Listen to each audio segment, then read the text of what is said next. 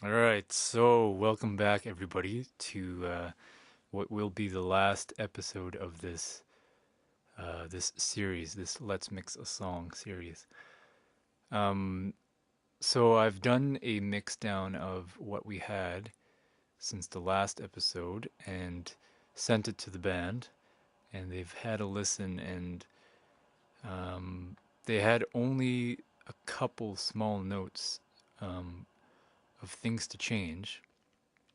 And other than that, they liked the mix, um, and is basically the final thing here.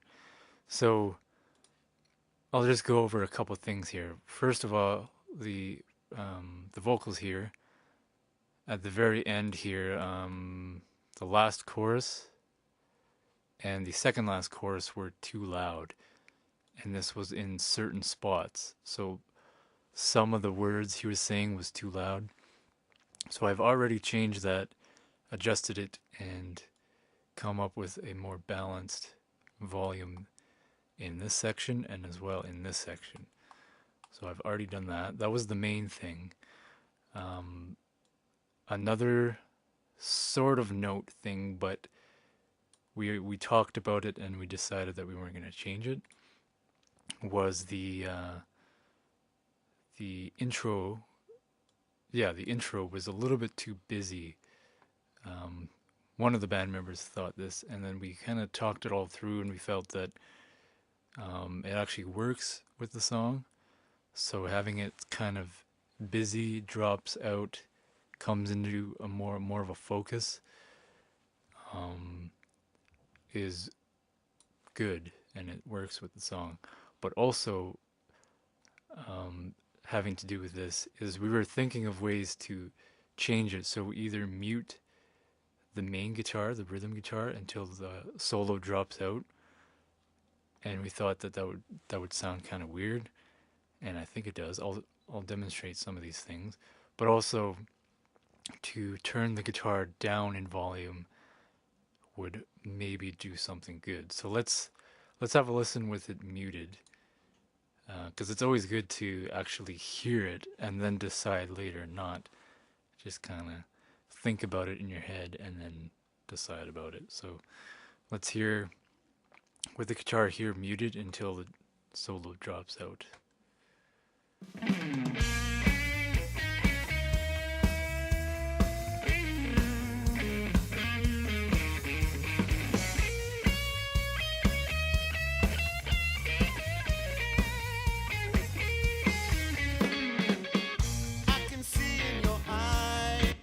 Hmm, that wasn't a very good performance on my part. Let's try that again halfway.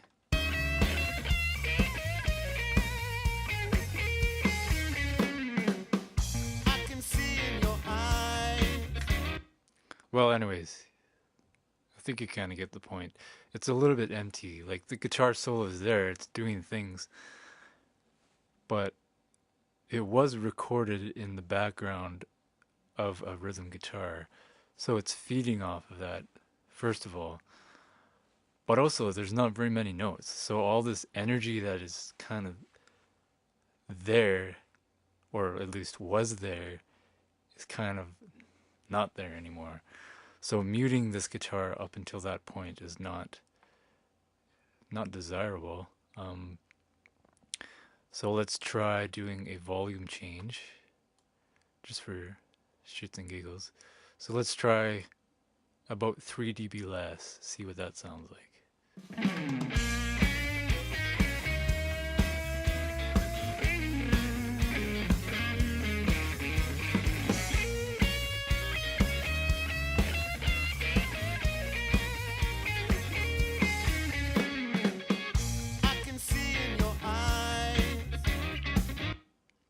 So obviously this area here is not very smooth of a transition, but I think you can get the gist of it when it's quiet like that, and then in this section is back up to like the appropriate volume for the verse and stuff. It's a really big jump, and you can notice it a lot. So I can try and smoothen this out Let's go to minus 14.2 till about here. So this smooths it out slightly, and we'll hear what that sounds like.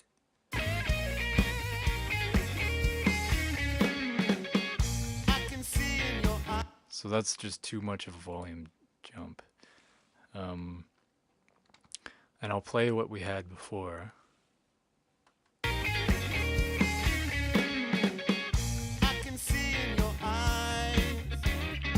Actually, I'll go back just a little bit because I want you to hear the difference in volume. It's quite slight, but it does make a difference, and it's kind of an imperceptible difference. Sort of. It's just enough so that it's not the main focus of what's changing in the song, but it has just enough change that it affects the song just slightly.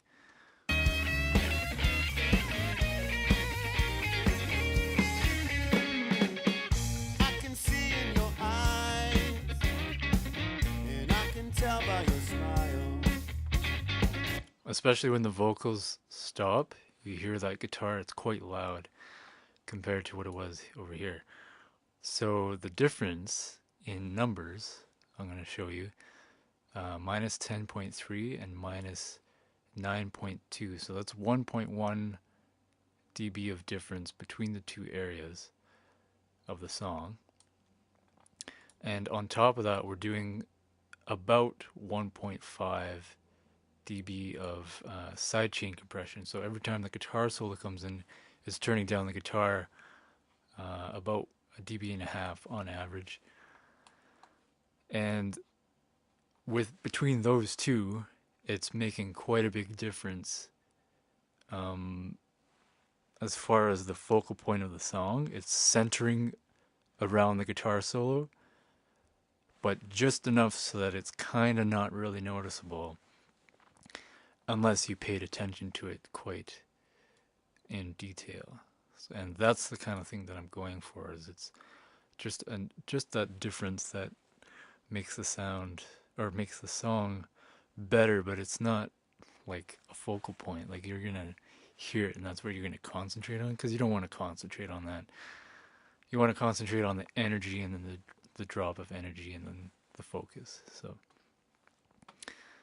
So that's that. I've also done one last thing on this song, and I think I said I wasn't going to do it, but I had talked about doing potentially some tape emulation on the stereo bus, and I talked myself out of it because I've already put tape saturation on each individual track here. So I kind of flipped through some settings, and then I found this one here, the clean and open. I found this one to be pretty good, but it was still doing a little too much, so I just backed it off so that I was doing quite a bit less. And I think I'll drop this noise down a little more. So the setting that I have adds a little bit of stuff. It's actually very slight, but the amount that I am adding, it's actually helping the song quite a bit. So I'll play some of this stuff, and I'll see if you can hear the difference, and then I'll just talk about what it's doing. I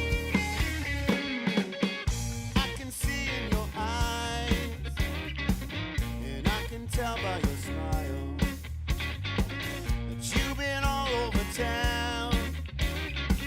It's been a long, long mile. You're engaged in love with no regrets or denial. I should have known all along. You're just not my style. I can see what she means to me. Don't make a sound, 'cause it's all over town.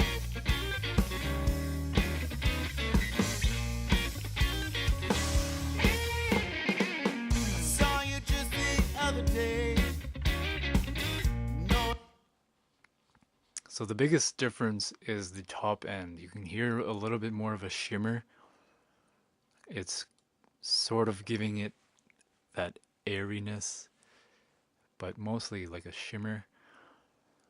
So it's doing somewhat of an EQ, but not very much, and is also doing that slight bit of saturation, which is contributing to the shimmering, but I mean just kind of overall saturation. Probably very slight because I could barely tell the difference.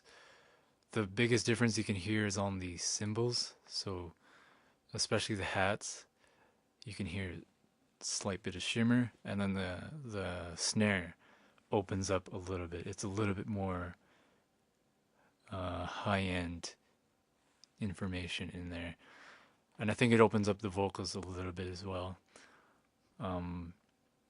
So yeah, it's doing a very small amount of work, doing a slight bit of EQ, top end shimmer, slight bit of saturation, and I think it might be, sounds to my ears like it's doing a little bit of compression,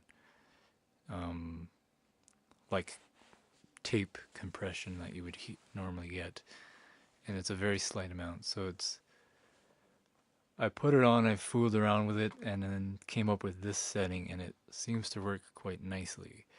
And then when I hear the song without it, I don't like it as much.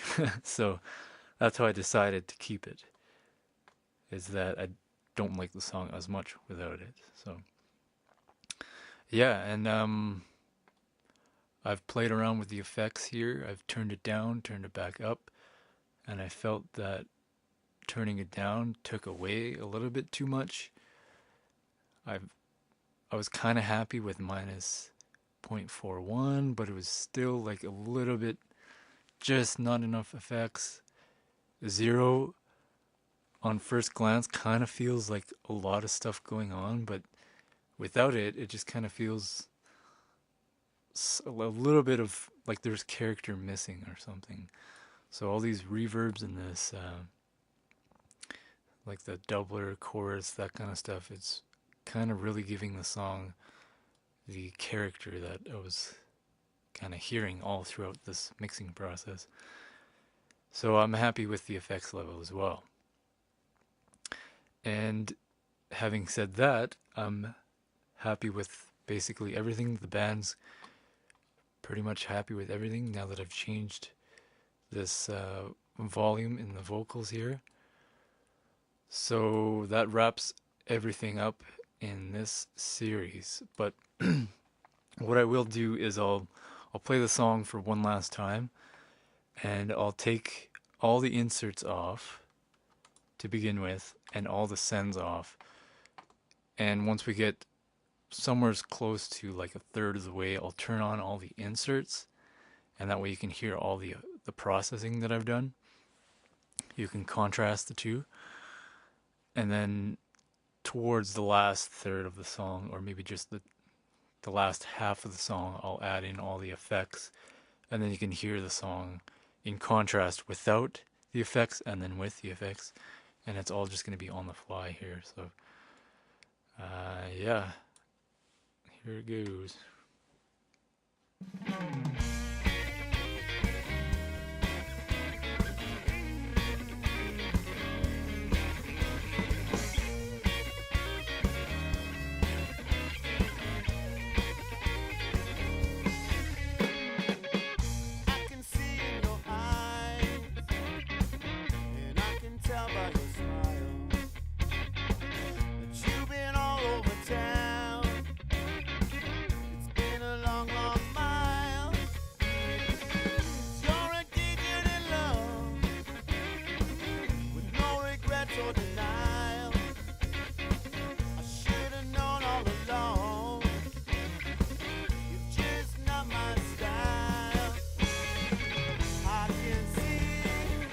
What she means to me.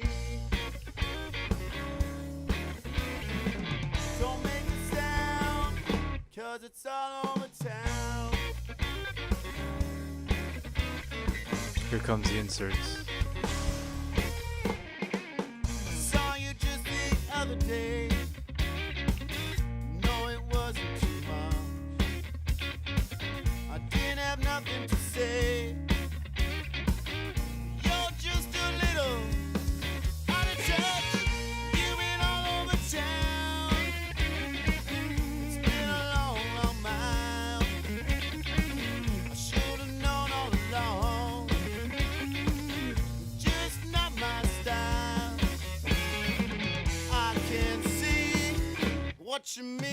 to me. Don't make a sound, 'cause it's all over town.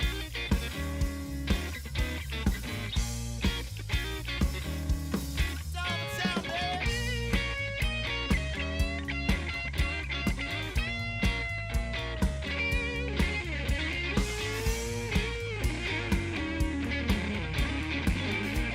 Here comes the sentence.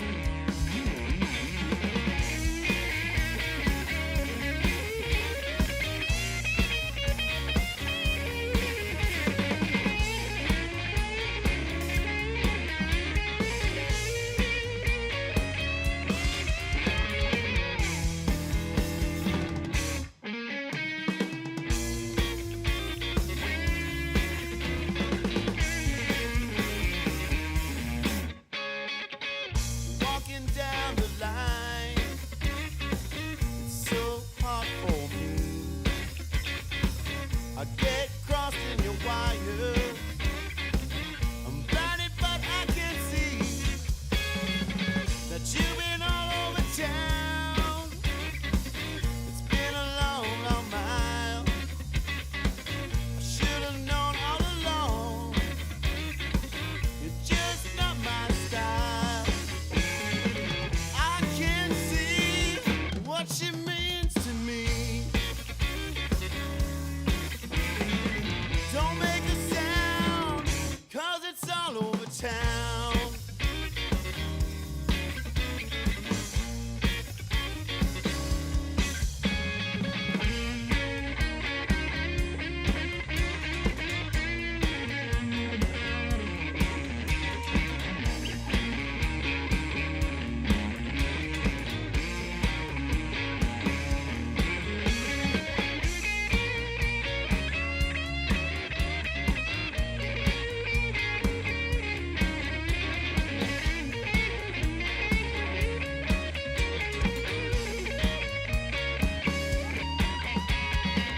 I can see what she means to me.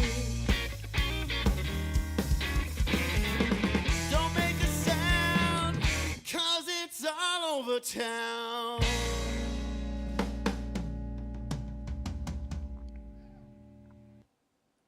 Cool, cool. So you can tell when I add all the inserts that it really cleans the song up, brings everything out. Um, Especially on the drums, you can really start to hear the the kick and the snare. There's a lot of stuff going on there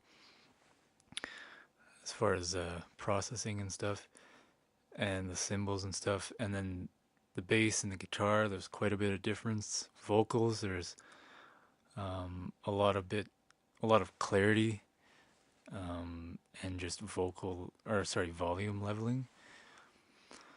But it's very clean sounding, and it definitely needs some effects to give it more character, more ambiance, whatever you want to call it, more oomph, more coolness. And so all these sound effects, when they come in, you can really hear the difference, where there is a slight jump in volume because of the parallel compression and all those added effects and stuff on top of it.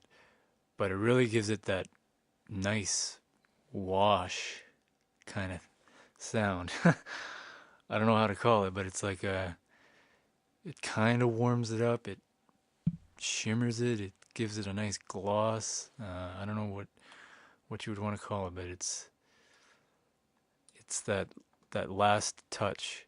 You clean it up, but you also want to give it some character and some nice reverb and all that kind of stuff. So yeah, I think it sounds way better with the inserts, and then even better with all the sends. So yeah, that wraps everything up here. It was very long. I don't know. I estimated like 4 or 5 hours or something. I don't know what the total is now, but yeah, quite long. And like I said, I tried to be as transparent as possible so that you can see step by step what goes on, all the changes, at the beginning, all these changes, and then you get feedback from the band, and then you make those changes, and then etc. etc. And then once everything's good, everybody's happy, then that becomes the final mix. So I hope you guys learned something from this. If you're new to mixing, you probably learned a fair amount. If you're intermediate or advanced, well, advanced, you probably didn't learn that much from me because I'm not very advanced, but I try. So, yeah, hope you guys liked this. Leave a like, subscribe, do what you feel is necessary for you, and maybe I'll make more of these type of series here. Maybe I'll do an EDM or maybe just a different style of music or something. But yeah, thanks for watching, guys. Take care and bye bye.